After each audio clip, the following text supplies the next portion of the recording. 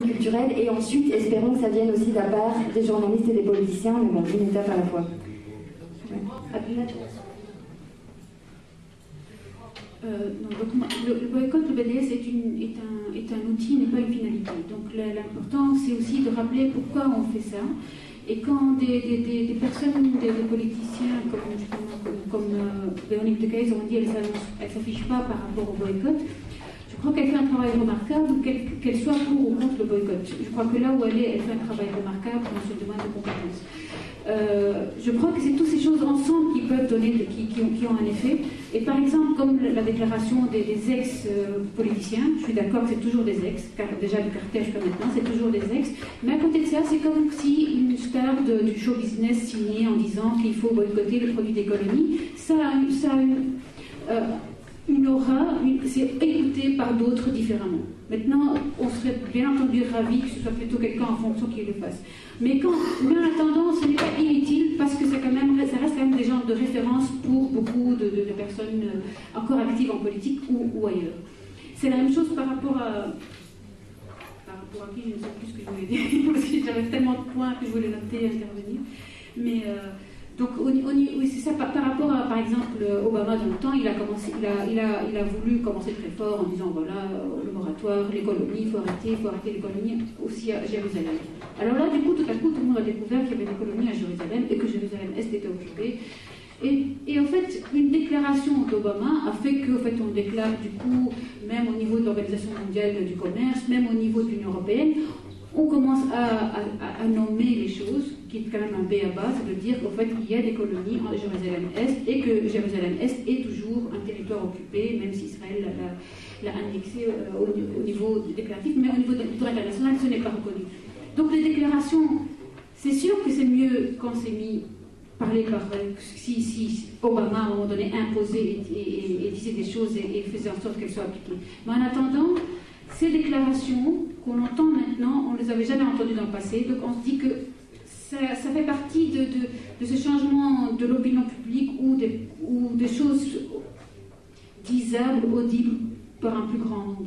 Mais en attendant, je crois que c'est vrai que pour le moment, c'est plus des intérêts économiques, même si ça ne rapporte pas de pétrole, ça je suis bien d'accord, mais en attendant, Israël par rapport à l'Union européenne, ça rapporte plus à l'Union européenne que ça ne rapporte à Israël, les échanges économiques, c'est comme ça. Enfin, en tout cas, de ce qu'ils disent.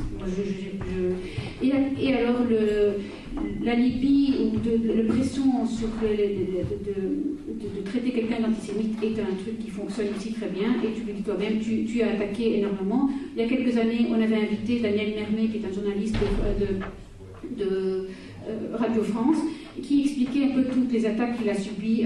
Lui, la Radio France, avec lui, il a des procès et il les gagne.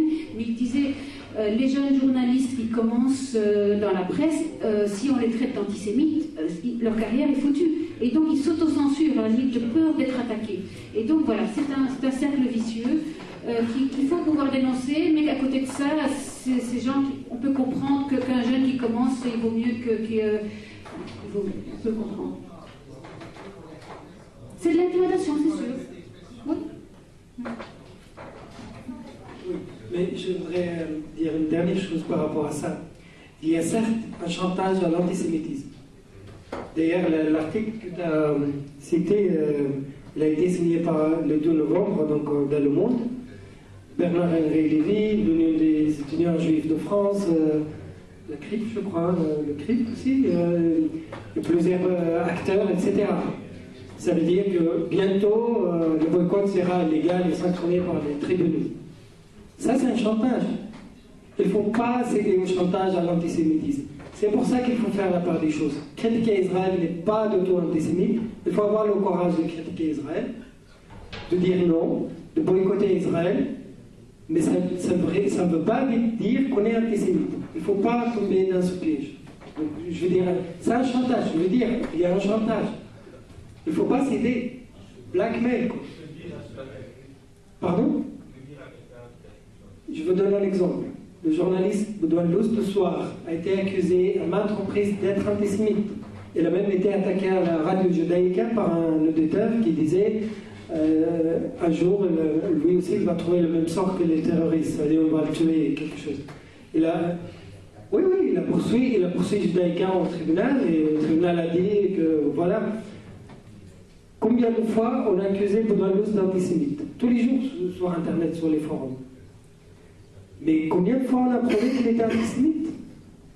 C'est ça, quand on va au tribunal, le juge, qui a de bon sens, regarde.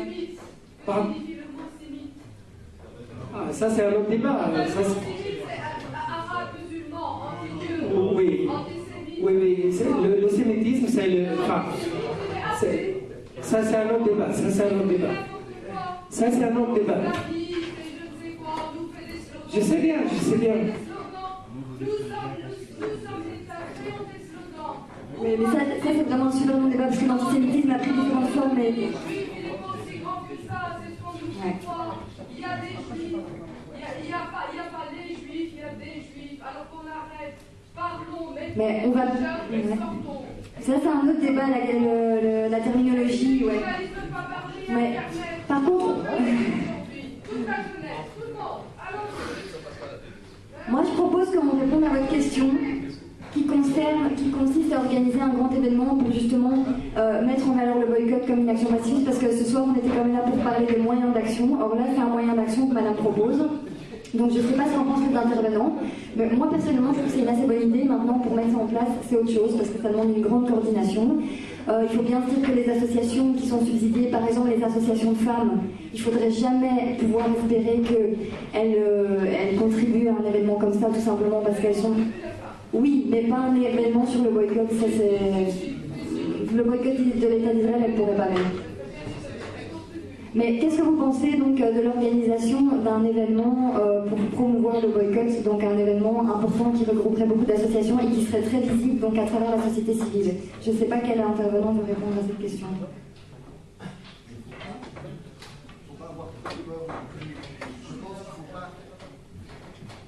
Il ne faut pas nier les attaques, les diffamations, le terrorisme intellectuel, et il faut s'organiser contre ça, en effet. Il ne faut pas laisser passer, mais il faut ne pas avoir peur de pouvoir faire des choix. Je veux dire,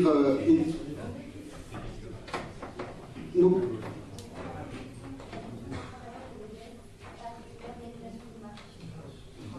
Mais je dis, c'est tout à fait possible avec des organisations subsidiées aussi. Tout à fait, c'est ça. Je veux dire, en tout cas, actuellement, des organisations subsidiées en Belgique, elles vont se faire attaquer. Par exemple, Intal, comment il s'appelle, Modric Amen, a demandé qu'on nous retire nos subsides. Donc, le truc, voilà, parce qu'on défendait le boycott, etc., etc. Maintenant, il n'y est pas arrivé. Ça ne veut pas dire qu'il ne va pas y avoir des attaques, mais les organisations subsidiées ne doivent pas non plus utiliser l'argument de la peur des attaques, de la coupe de subsides, etc., etc., pour ne pas répondre à une cause juste qu'ils peuvent défendre très très facilement à n'importe quel pouvoir subsidiant, comme est la campagne BDS telle qu'elle a été décrite aujourd'hui. Et là, je pense que c'est un débat à mener, et que même s'il y a des attaques féroces, on les a vues, ces organisations-là qui reçoivent des subsides ne sont pas en péril. Et d'ailleurs, quand bien même elles le seraient, la question reste la même, et la question morale demeure. Mais avec des grandes organisations, je suis certain que le BS tel qu'il a été défini aujourd'hui, il peut tout à fait être mis à l'ordre du jour. Il faut continuer le travail avec les grosses organisations syndicales aussi, je pense que c'est important, mais il ne faut pas non plus s'en minimiser, on ne doit pas non plus dramatiser, on peut aller vers l'avant, on est en train de remporter des batailles, et le droit, la morale et la logique, pourvu qu'on ait certaines valeurs, par exemple le droit à la santé pour une telle ou le droit au travail pour un syndicat, elle est avec nous. Voilà. Concernant la question, est-ce qu'il faut organiser une marche pour le BDS, le 15 mai de cette année, le COBI a voulu organiser une marche pour le BDS, mais ça n'a pas été autorisé par la commune de Bruxelles. Donc probablement c'est une idée à réaliser une autre fois. D'autre part, il est important de savoir qu'il y a de plus en plus de coordination internationale pour créer des moments où tous les pays et toutes les organisations actives se mobilisent au même jour pour avoir une journée internationale, ou bien le 29 novembre, ou bien en mars. Donc ce sont des projets qui ne sont pas encore en préparation, mais dont on parle.